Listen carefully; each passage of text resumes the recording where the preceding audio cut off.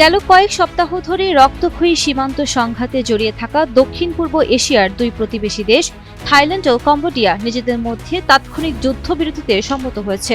শনিবার ২৭ December Cambodia থেকে প্রকাশিত এক যৌথ বিবৃতিতে এ প্রতিশ্রুতির কথা জানানো হয়। থাইল্যান্ড ও কম্বোডিয়া তাদের বিতর্কিত সীমান্ত জুড়ে দীর্ঘদিন ধরে মাঝে মাঝেই সংঘাতে জড়িয়ে পড়ে।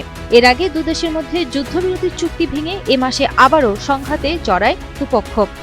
সদ্য সৃষ্টি হওয়া এই সংঘাতে প্রাণ যায় ৪৭ জনের এবং ১০ লাখেরও বেশি মানুষ তাদের বাড়িঘর ছেড়ে আশ্রয় নেয় নিরাপদ স্থানে।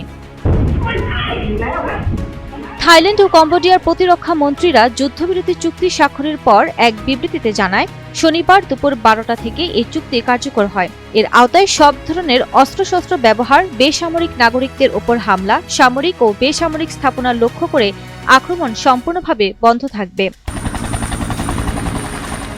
পাশাপাশি দুপক্ষই সেনা মোতায়েনের কাজ বন্ধ রাখবে এবং যত দ্রুত সম্ভব বাড়িঘর ছেড়ে যাওয়া বেসামরিক লোকজনকে তাদের ঠিকানায় ফেরা নিশ্চিত করবে। এছাড়া দুটি দেশই সাইবার অপরাধীর বিরুদ্ধে কার্যকর ব্যবস্থা নেবে এবং সীমান্ত থেকে মাইন অপসারণে কাজ করবে বলেও বিবৃতিতে উল্লেখ করা হয়। আসিয়ান জোটের দেশগুলোর পররাষ্ট্রমন্ত্রীদের জরুরি বৈঠকের পর থাইল্যান্ড ও কম্বোডিয়ার মধ্যে ৩ দিনের সীমান্ত আলোচনা শেষে যুদ্ধবিরতির এই সিদ্ধান্তের কথা জানানো হয়।